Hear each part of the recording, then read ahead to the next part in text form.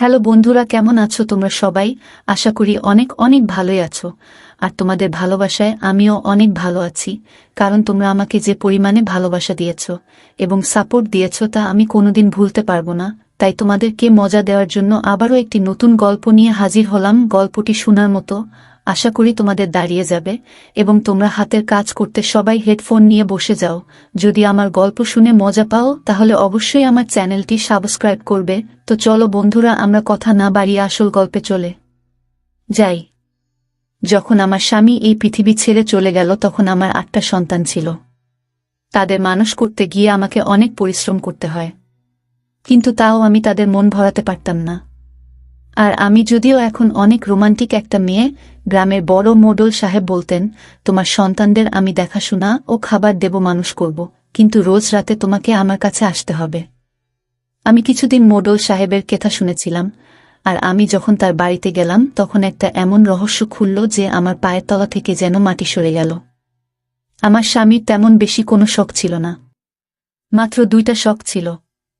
এক, সন্তানদের জন্ম দেওয়া, আর দ্বিতীয়ত হল ভালো ভালো খাবার খাওয়া। বিয়ের পর কয়েক বছরের মধ্যেই আমাদের 6টা সন্তান জন্ম নিয়ে নিল। 2বারে 3টা, আর পরের বার 3টা সন্তানের যে গমা হয়ে গেলাম। আমার বয়স কম ছিল যখন আমার বিয়ে হয়েছিল। আমার স্বামী ঘরে কখনো কোনো জিনিসের অভাব হতে দেয়নি। ব্যাপারটায় আমি একটু অবাক হতাম যে এত টাকা পয়সা কোথা থেকে আসে। অন্যের জমিতে কাজ করত সে, আমাদের নিজেদের জমিও ছিল না। আল্লাহ আমাদের আরও 2টি সন্তান দিয়ে দিয়েছিল। যখন 8 নম্বর সন্তান আমার শরীরের মধ্যেই ছিল তখনই আমার স্বামী এই পৃথিবী থেকে চলে গেল।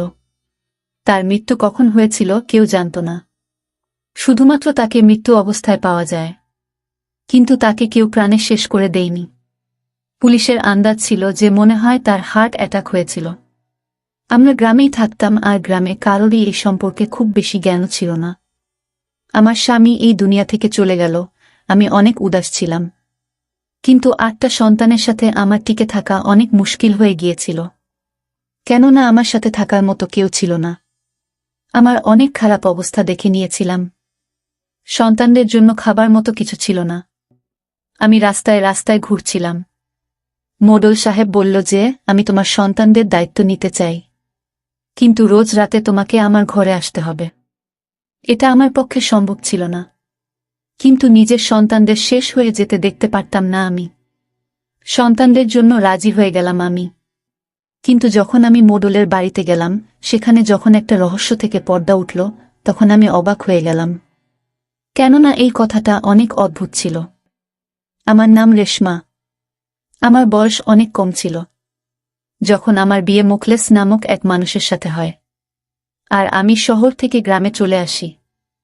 আমি অল্প বিস্তর পড়াশোনা শিখেছিলাম, কিন্তু গ্রামে আসার পর আমার সমস্ত বুদ্ধি ঘরের কাজকর্মে আর সন্তান সামলানো পার হয়ে যায়।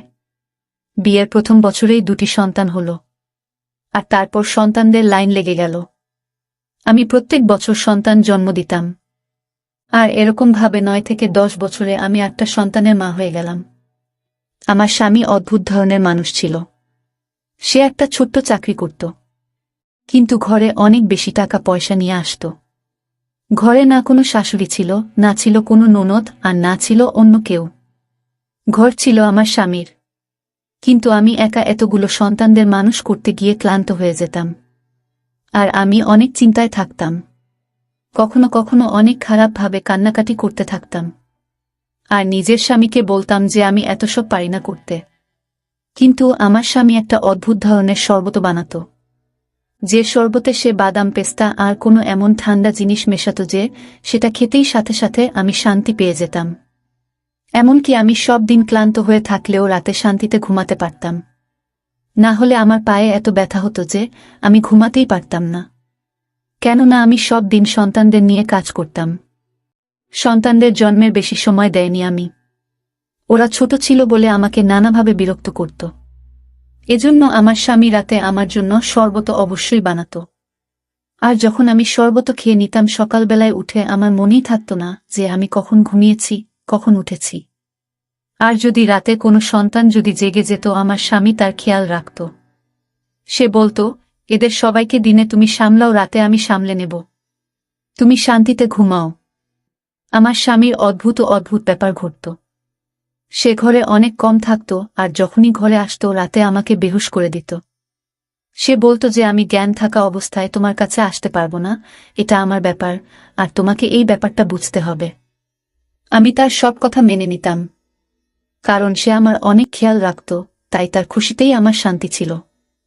আমার জীবনে আমার রাতগুলো ভালোই পার হতো, আর আমি অনেক শান্তিতে ঘুমিয়ে থাকতাম। আল্লাহ আমাকে অষ্টম সন্তান ও দিল। কিন্তু আমার স্বামীকে দেখে এমন মনে হতো দেখে না যে সে অষ্টম সন্তানের বাবা। যখন কিনা সুন্দর তো আমিও ছিলাম, আর দেখতে খারাপ মনে হতো না। কিন্তু জানতাম আমি ভিতর থেকে অনেক দুর্বল হয়ে যাচ্ছিলাম। সন্তান জন্ম দেওয়া কোনো সহজ কাজ তো নয়। আমার স্বামী ঘরে অনেক ভালো ভালো জিনিস নিয়ে আসত। সে আমাকে ভালোভাবে খাওয়াতো, সারা রাত সন্তানদের সামনে আমার ঘুমটা পুরো করে দিত। কিন্তু তার মাইনে খুব একটা ভালো ছিল না। ওর কাছে তো নিজের জমিও ছিল না, অন্যের জমির দেখাশোনা করত সে। তাহলে এত টাকা পয়সা না জানি কোথা থেকে আনত। যা চাইতাম তাই এনে দিত। সাথে সাথে সন্তানদের জন্য অনেক ভালো বাবা ছিল সে। এমন ছিল না যে একটা সন্তানের পোশাক অন্য সন্তানকে পরিয়ে দিতাম। যখনই সন্তান জন্ম নিত তাদের জন্য সবকিছু নতুন বানাতাম। গ্রামের লোকেরা আমাকে বলতো তোমার স্বামী তোমাকে অনেক ভালো অবস্থায় রেখেছে।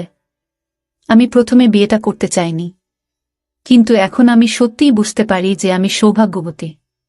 কিন্তু আমার খুশিতে আগুন দেওয়া হলো যখন একদিন আমি খবর পেলাম আমার স্বামীকে অজ্ঞান অবস্থায় পাওয়া গেছে। তাকে নিয়ে যাওয়া হয়েছে হাসপাতাল। কিন্তু তারপর দ্বিতীয় খবরটা আমার প্রাণ বের করে দিয়েছিল। যখন ডাক্তারের কাছে তাকে নিয়ে যাওয়া হচ্ছিল তখন সে রাস্তার মধ্যেই নিজের শেষ নিঃশ্বাস ত্যাগ করল। সেই সময় আমার শরীরে আমার নবম সন্তান ছিল। আমি অনেক কেঁদেছিলাম, অনেক ছটপট করেছিলাম। আমার স্বামীকে ছাড়া সন্তানদের কি করে সামলাবো, এই চিন্তাটাই সবার আগে মাথার মধ্যে আসলো। আমার স্বামী ঘরে কিছু পয়সা রেখে দিয়েছিল, যেটা তার কবরে খরচা হয়ে গেল। কিছু দূরের আত্মীয় স্বজন ছিল, কিন্তু কেউ আমাদের নিজেদের ঘরে নিয়ে যেতে রাজি ছিল না, আর না কেউ আমাদের সাহায্য দিতে চেয়েছিল। যদি সমস্ত আত্মীয় স্বজন মাসের কিছু কিছু পয়সাও দিত, তাতে আমাদের কোনোভাবে সংসার চলে যেত। কিন্তু কেউ এই ব্যাপারটা এগিয়ে আসেনি। সবাই এটাই বলছিল যে 8টা সন্তানের খরচাকে তুলবে, এদের সবাইকে কেউ মানুষ করতে পারবে না, আর 8টা সন্তানের মাকে বিয়েই বা কে করবে। কেননা আমাদের এখানে যখন কোনো মহিলা এইভাবে বিধবা হতো যে তাদেরকে এটাই উপদেশ দেওয়া হতো যে তুমি দ্বিতীয় বিয়ে করে নাও যাতে তোমার সন্তানদের মানুষ করার মতো কাউকে পেয়ে যাও। কিন্তু কোনো পাগলই হবে যে একটা এরকম মহিলাকে বিয়ে করতে চাইবে, যার সাথে 8টা সন্তান ছিল, আর তার মধ্যে আবার 4টে মেয়ে ছিল। আমি রেগে গিয়ে সব আত্মীয়দের অনেক কথা শুনিয়ে দিলাম আর বললাম কোনো দরকার নেই আমার কাউকে, মানে আমি নিজের সন্তানদের নিজেই মানুষ করব। তোমরা যেতে পারো। তোমাদের সম্পর্কের মানুষটা তো এই দুনিয়া থেকে চলে গেছে। তার মৃত্যু উপলক্ষে রান্না করা খাবারও শেষ হয়ে গিয়েছিল। এখন কেন এখানে বসে আছে সবাই? সব লোকেরা আমাকে অনেক কথা শোনালো আর বলল, আমরা তো তোমার লাভ নিয়ে ভাবছিলাম, কিন্তু তুমি ভালোর যোগ্যই না। আমি বললাম, বেরিয়ে যাও ঘর থেকে, কারোর দরকার নেই। বাড়িতে কিছু পয়সা পড়েছিল, প্রথমেই তা ব্যবহার হয়ে গেল। এরপর বাড়ির কিছু জিনিসপত্র বিক্রি করতে থাকলাম। আর এখন তো শুধুমাত্র একটা গরু থেকে গিয়েছিল, যার মাংস আমার সন্তানেরা খেত। কিন্তু গরুকে খাওয়ানোর মতো কিছুই ছিল না, যার জন্য মাংসও পাচ্ছিলাম না। সেটাও তাই বিক্রি করে দিলাম, আর তারপর 2 মাস ওই পয়সা দিয়ে কোনো রকম চালালাম। কিন্তু এরপরে আবার টাকা পয়সার অভাব হতে থাকল। আমার সন্তানেরা ক্ষুধার জ্বালায় চেঁচাতে থাকল। তাদের মন ভোলানোর জন্য তাদেরকে ক্ষেতের দিকে নিয়ে গেলাম, কিন্তু গ্রামে আর কিছুই ছিল না। জমির কাছে একটা গাছ দাঁড়িয়েছিল যাতে ছোট ছোট তুত ফল ছিল। আমার সন্তানেরা সেগুলো খেয়ে নিজের ক্ষুধা মিটাতে থাকল। যখন আমাদেরকে একজন লোক দেখে নিল, আমি ওই একজন লোক দেখে লোকটাকে জানতাম। সে আমাদের গ্রামের মোডল সাহেব। মোডল সাহেব যখন এই দৃশ্য দেখল তখন আমাদের কাছে আসলো। আমার সন্তানদের অবস্থা দেখে অনেক চিন্তায় পড়ে গেল। বলতে থাকল, তুমি মোখলেসের বুতো, যে কিছুদিন আগে এই পৃথিবী ছেড়ে চলে গেল। আমি বললাম, হ্যাঁ, আমি তার স্ত্রী, আর এই সমস্ত সন্তানেরা মুখলেছের। সে বলতে থাকল, কিভাবে দিন চালাচ্ছ? তখন আমি তাকে সব কথা বললাম যে সবকিছু শেষ হয়ে গেল, বাড়িতে শেষে একটা গরু ছিল, তাকেও বিক্রি করে দিলাম। সন্তানদের ক্ষুধার যন্ত্রণায় ছটফট করতে থাকে, এই জন্য তাদেরকে এখানে নিয়ে আসলাম। সে সন্তানদের গাড়িতে বসিয়ে নিল, আমাকেও বলল গাড়িতে বসতে, আর বলল তোমাদের বাড়িতে পৌঁছে দিয়ে আসি। বাড়িতে যখন আমাদের ছাড়তে আসলো তখন আমার হাতে সে কিছু পয়সা দিল। আমি অনেক খুশি হলাম যে মোডল সাহেব আমার অবস্থা বুঝতে পেরেছে। আমি বললাম যে চা খেয়ে যান। সন্তানেরা বাইরে খেলছিল আর আমি চা বানাতে থাকলাম।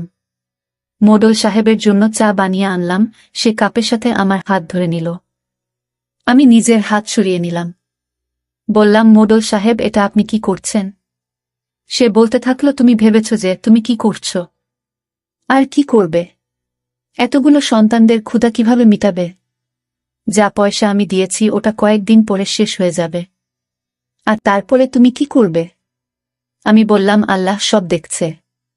যেভাবে আপনাকে উনি পাঠিয়ে দিয়েছেন আমার কাছে, এরকমভাবেই অন্য কাউকে আমার কাছে ঠিক পাঠিয়ে দেবেন। এই দুনিয়ায় কেউ না খেয়ে থাকে না, কিছু না কিছু করে নেব আমি। হতে পারে এই বাড়িটাই বিক্রি করে দেব আমি। তখন মোডল সাহেব বলল, ঘর বিক্রি করার মতো বোকামি একদম করো না, না হলে রাস্তায় চলে আসবে। আমার কাছে তোমার জন্য কাজ আছে। আমি মনের মধ্যে ভাবতে থাকলাম যে মোডল সাহেবের তো অনেক বড় বাড়ি আছে, মনে হয় ওই বাড়িতে আমাকে কোনো কাজ দেবে, তাহলে আমি আমার সন্তানদের ক্ষুধা মিটিয়ে নিতে পারব। আমার বড় মেয়েটা এতটা বড় তো হয়েই গেছে যে যদি আমি ঘরেতে নাও থাকি ও নিজের বাকি ভাইদেরকে সামলে নেবে। এমনিতেও তার সময়ের আগেই বড় হওয়ার দরকারও ছিল, কেননা তাদের বাবা ছিল না।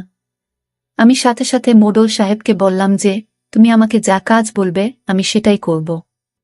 সে বলল যে রাতের বেলা আমার বাড়িতে চলে এসো। আমি জিজ্ঞাসা করলাম রাতের বেলা কোনো সময়? এটা ভেবে আমি একটু চিন্তায় পড়ে গেলাম যে রাত্রিরে আমাকে কেন ডাকছে।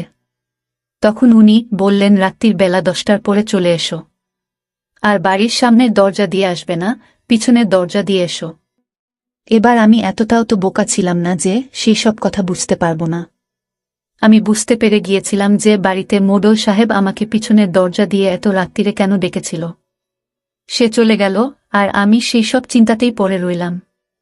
যে পয়সা মোডল সাহেব দিয়েছিল সেটা মুদিখানার দোকানে আগেকার হিসাবের জন্য কেটে নেওয়া হলো, আর শুধুমাত্র এটুকুই খাবার দিল যতটুকু আমরা একবার মাত্র খেতে পারব। তাছাড়া সে অন্য কিছু দিতে রাজি ছিল না। সে বলল আমাদের পয়সা 3-4 মাস পরে তুমি দিয়েছ, এবার আমি দ্বিতীয়বার তোমায় ধার একদমই দেব না, না হলে না জানি আবার পরে কখন তুমি শোধ করতে পারবে। 10টা বাজতে আর একটুখানি বাকি ছিল। আমার স্বামীর ছবিটা আমার মনের সাথে ধরে বসে বসে কাঁদছিলাম আমি। কি করব আর কি বা করব না কিছুই বুঝতে পারছিলাম না। আমার স্বামী সব সময় আমাকে ভালোভাবে খাইয়ে এসেছে, ভালোভাবে ভালো ভালো পোশাক পরিয়েছে, কখনো কোনোভাবেই খারাপ জীবন আমাদেরকে সে দেয়নি। আমার সে অনেক খেয়াল রাখত। কিন্তু এখন আমি কি করব? কালকের জন্য ঘরে খাবারের কোনো ব্যবস্থা নেই। আমি পড়াশোনা জানতাম, কিন্তু এতটুকু পড়াশোনা কোনো কাজে দিবে? আর এতগুলো সন্তানদের ছেড়ে যদি আমি চাকরি করতে যেতাম তাহলে আমি কি চাকরি করতে পারতাম? কারোর বাড়িতে কাজ করে নিতাম। কিন্তু এখানে তো সবাই গরিব, শুধুমাত্র মোডল সাহেব ছাড়া। মোডল সাহেব আমাকে বাড়ির কাজ দিতে পারে, কিন্তু সে আমাকে বাড়ির কাজ দিচ্ছে না, দিতে চায় না। এই ভেবে হৃদয়ে পাথর রেখে দিলাম। সন্তানদের ঘুম পাড়িয়ে দিলাম আর বড় মেয়েকে বললাম সবার খেয়াল রাখতে। আমি আসছি। ঘর থেকে কালো চাদর আমার শরীরে দিয়ে বেরোলাম আর মোডলের বাড়ির পেছনে দরজা দিয়ে ঢুকলাম, যে সেখানে যেন কেউ চোর ভেবে ধরে না নেয়। কিন্তু 10 মিনিট হয়ে গেল, ওখানে কেউ আসলো না। তারপর আমি বললাম আমি এইসব করতে চাই না। আমি আমার মৃত্যু স্বামীকে কোনোভাবে ঠকানোর কাজ করতে চাই না। এই জন্য সেখান থেকে আমি যেতে থাকলাম, কেউ আমাকে ধরে থামিয়ে দিল। আমি দেখলাম মোডল সাহেব ছিল। আমি তার হাত থেকে নিজের হাত ছাড়িয়ে নিলাম আর বললাম আমি ছাড়িয়ে নিলাম আর চলে যাচ্ছি। সে বলল যদি চলে যাও তাহলে পস্তাবে, নিজের সন্তানদের কথা ভাবো। আমি বললাম আপনি আমাকে আমার সন্তানদের কথা বলে আমাকে দিয়ে ভুল কাজ করাতে চাইছেন? তখন সে বলল সব কাজ ভুল হয় না, আর এর সিদ্ধান্ত কাজ নিজেই করে দেয়। আমি বললাম, আপনার স্ত্রী নেই, আপনার সন্তান নেই, আপনি নিজেই ভাবুন না। আমি যদি আপনার জায়গায় হতাম আর আপনি যদি আমার জায়গায় হতেন, তখন আপনার উপর দিয়ে কি বয়ে যেত? তখন সে বলল, আমার বউ আছে, কিন্তু আমার সন্তান নেই। আর সত্যি বলতে কি, আমি তোমার জায়গাতেই আছি। আমি মোডল সাহেবের কথা কিছু বুঝতে পারলাম না। তার চোখে আমি লোভ দেখতে পাইনি। মোডল সাহেব বলল, তোমার স্বামী অনেক ভালো মানুষ ছিল, অনেক ভালো মানুষ। আল্লাহ তাকে জান্নাতে জায়গা দিয়েছে। আমি বললাম, কেন ভালো মানুষের বউয়ের সম্মান খারাপ করতে চাও? তখন সে মাথা নামিয়ে নিল। সে বলল, রাতে তোমাকে আমার কাছে আসতে হবে, আর তারপর ৫-৭ দিন পার হয়ে যাওয়ার পরে তোমাকে আমি এমন কিছু বলবো, যেটা শুনে তুমি অবাক হয়ে যাবে। আমি কোনোভাবে এই কথার বিষ যেন পান করে নিলাম। কেননা নিজের সন্তানদের আমি ক্ষুধার্ত দেখতে পারব না। চৌধুরী সাহেব আমার বাড়িতে রেশন দিয়ে গেল, আর ঘরে যা যা জিনিস কম ছিল সেটাও নিয়ে আসলো। সন্তানদের জন্য নতুন পোশাক এনে দিল। সে আমার সন্তানদের অনেক ভালোবাসল। তার এইসব করার কোনো দরকার তো ছিল না। তারপরে আমি খবর শুনলাম, তা হচ্ছে মোডল সাহেবের বউ তাকে ছেড়ে চলে গেছে। আমি ভাবলাম যে মনে হয় আমার ব্যাপারে সে জানতে পেরে গেছে। কিন্তু এই কথাটা তো গ্রামে ২-৩ মাস ধরে রটে গেছে যে মোডল সাহেবের বউ তার থেকে চলে গেছে। কেননা এই বিষয়টা কিছুতেই বোঝা যাচ্ছিল না, আর এর কোনো সমাধানও বেরোচ্ছিল না। আর তাদের দুইজনের কোনো সন্তানও ছিল না। এই জন্য তারা আলাদা হয়ে যাওয়াটাই ঠিক মনে করেছিল। মোডল সাহেব ছেড়ে দিচ্ছে। আমি ৭ দিন ধরে মোডল সাহেবের জন্য রোজ রাতে তার বাড়িতে যেতাম, কিন্তু সে আমাকে ৫-৬ দিন ধরে ডাকেনি। আর আমি নিজেও ধন্যবাদ জানিয়েছিলাম, কারণ এরকম জীবন আমি বাঁচতে চাইনি। আমি অনেক মজবুত ছিলাম। কিন্তু তারপরে সে আবার এক রাতে আমাকে ডাকল, আর এইবারে সে আমাকে বাড়ির অতিথি রুমে নিয়ে যাবার পরিবর্তে সোজা প্রাসাদের ভিতরে নিয়ে গেল। আমি এটা ভেবে অবাক হয়ে গেলাম যে সে কি কোনো বিষয়ে কাউকেই ভয় করে না? যে যদি বাড়ির কোনো কাজের মেয়ে দেখে বা তার বউ যদি দেখে প্রশ্ন করে? কিন্তু আমার মনে হতো যে বাড়িতে কেউ নেই।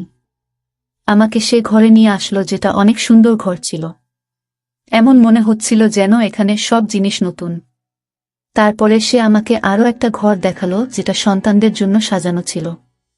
কিন্তু সে আমাকে নিজের বাড়ি কেন দেখাচ্ছিল? আমি কিছু বুঝতে পারছিলাম না। তারপর সে আবার আমাকে ওই ঘরে নিয়ে আসলো। আমাকে নিজের সামনে বসালো। আর আমার হাত ধরল। সে এমনভাবে আমার হাত ধরল যেন সে আমাকে অনেক ভালোবাসে। কিন্তু সে আমাকে কি করে ভালোবাসতে পারে, যে আমাকে নিজের প্রয়োজনের জন্য ব্যবহার করছে বা আমার অসুবিধার সুযোগ নিচ্ছে? কিন্তু সে আমাকে এমন একটা কথা বলল, যেটা শুনে আমি অবাক হয়ে গেলাম। বন্ধুরা, ভিডিওর মাঝখানে কটা কথা বলতে চাই। আমি তোমাদের সর্বদা হাসি খুশি রাখার জন্য অনেক কষ্ট করে ভিডিও বানাই। তাই তোমাদের কাছে অনুরোধ থাকবে, অবশ্যই ভিডিওটি দেখে একটি লাইক করবেন এবং চ্যানেলটি সাবস্ক্রাইব করে পাশে থাকবেন। তো সে বলল, আমি আমার বউকে ছেড়ে দিয়েছি। তোমার স্বামী মুখলেছ, কখনো তোমার স্বামী ছিলই না।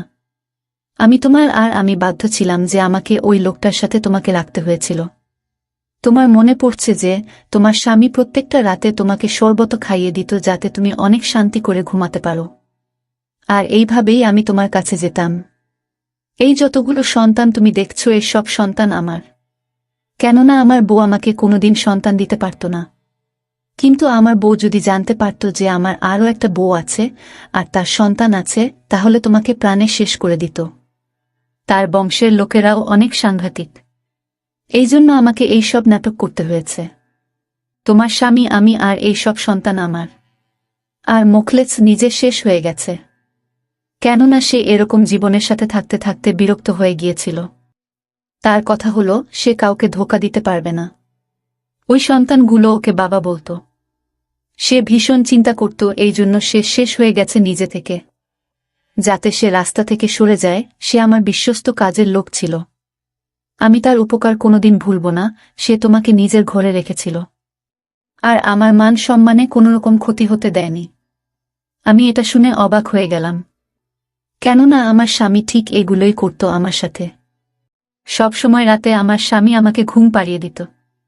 আমি বললাম যে যদি এমনটাই হয়ে থাকে, আমার থেকে এই সমস্ত লুকিয়েছিলে কেন? আর আমাকে কেন রাতে ডাকত? তখন মোডল সাহেব বলল, আমার বউকে যতক্ষণ এই বাড়ি থেকে বের না করে দিই, আমি এখানে আসতে পারতাম না।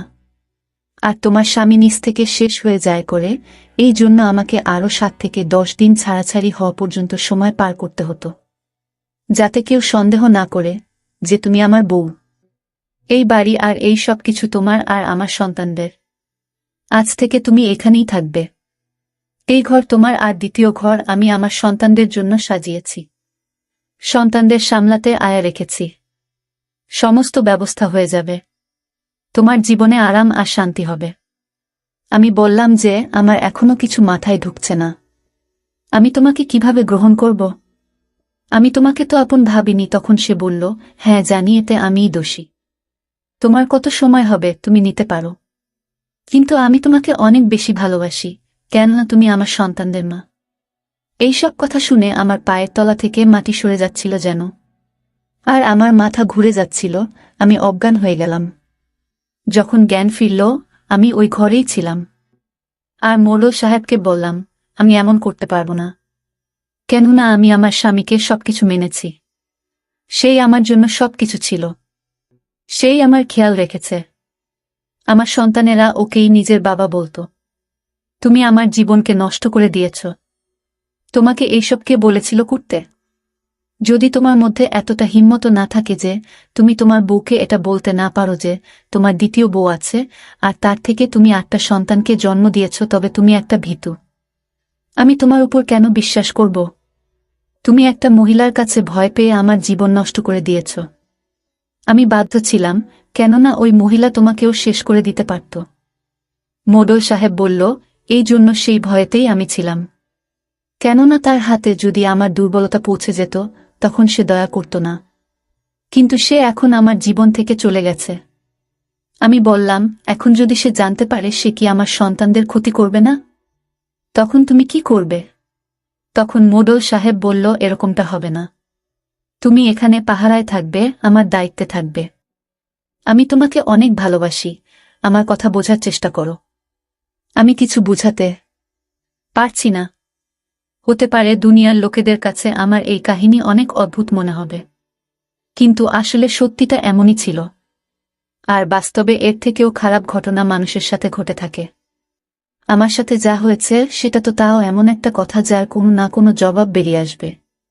আমার মনে আছে, আমার স্বামী কখনো জ্ঞান থাকা অবস্থায় আমার কাছে আসেনি, কিন্তু আমি তো তাকেই নিজের স্বামী ভাবতাম। সে মোড়ল সাহেবের বিশ্বস্ত কাজের লোক ছিল, যে মোড়ল সাহেবের সাথে বিশ্বস্ততা করেছিল। আর তারপর সেই সবের মধ্যেই দ্বন্দ্বের মধ্যে পড়ে সে নিজ থেকে শেষ হয়ে গেছে।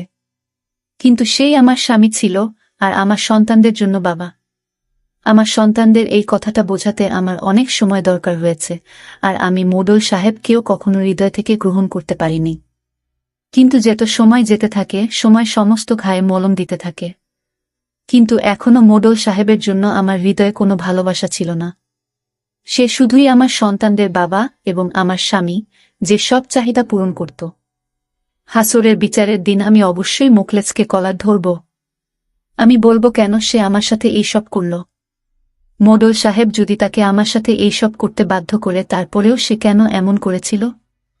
সে বারণ ও তো করতে পারত। সে আমার জীবন শেষ করে রেখে দিল। আমি দুটি পুরুষের মাঝে থাকা একটা অদ্ভুত ধরনের মহিলা। তাহলে বন্ধুরা, মোড়ল সাহেব কি আমার সাথে সঠিক কাজ করেছে, নাকি তার নিজের বউয়ের থেকে ভয় পেয়ে থাকা উচিত ছিল না? আপনারা কমেন্টের মাধ্যমে নিশ্চয়ই বলবেন। বন্ধুরা, আজকের ভিডিওটা এখানেই শেষ করলাম। অনেক কষ্ট করে ভিডিওটি আপনাদের জন্য বানিয়েছি। যদি ভিডিওটি আপনাদের ভালো লেগে থাকে তাহলে একটা লাইক করবেন এবং চ্যানেলটি অবশ্যই সাবস্ক্রাইব করবেন, এই আশা ব্যক্ত রেখে আপনাদের কাছ থেকে বিদায় নিচ্ছি আমি। দেখা হবে আগামীকালের নতুন কোনো ভিডিওতে। সে পর্যন্ত সবাই ভালো থাকুন, সুস্থ থাকুন। ধন্যবাদ।